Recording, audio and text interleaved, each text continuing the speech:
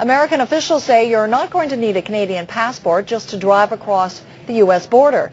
But it looks like you will eventually need to get a new driver's license. U.S. Homeland Security says it's willing to accept a high-tech driver's license as identification for land crossings from Canada. The CBC's Henry Champ has been following the story from Washington. Ever since 9/11, there's been all sorts of propositions made by the Homeland Security for strengthening the borders, not only in the north but in the south as well. They talk about high-tech surveillance, smart cards, things of this kind.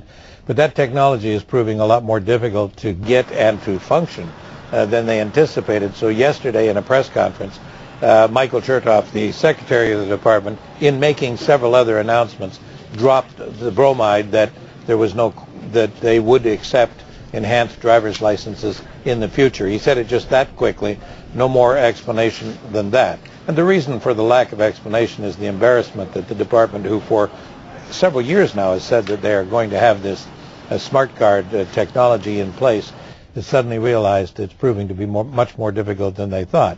So what it means is that an experiment that has been conducted between the province of British Columbia and the state of Washington, where an enhanced driver's license, that's your normal driver's license with an implanted chip in it with security information on it, can be used by any Canadian going into the United States. When might these upgraded driver's licenses, or the requirement to have them, go into effect?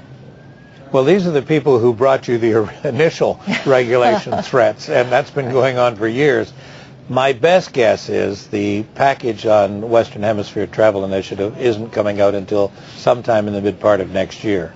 That means then we'll find out specifically what the enhanced driver's license will be. That then leads to arrangements between the provinces and Ottawa on how to do all of this, which provinces are going to go in, which ones are not going to be involved. Then the technology has to go in place. And then you have the retrieval of the driver's licenses. Almost certainly that will be done on a normal rotation as your license expires. So you could be talking, for some people, a matter of 4 or 5 years before this technology would be needed.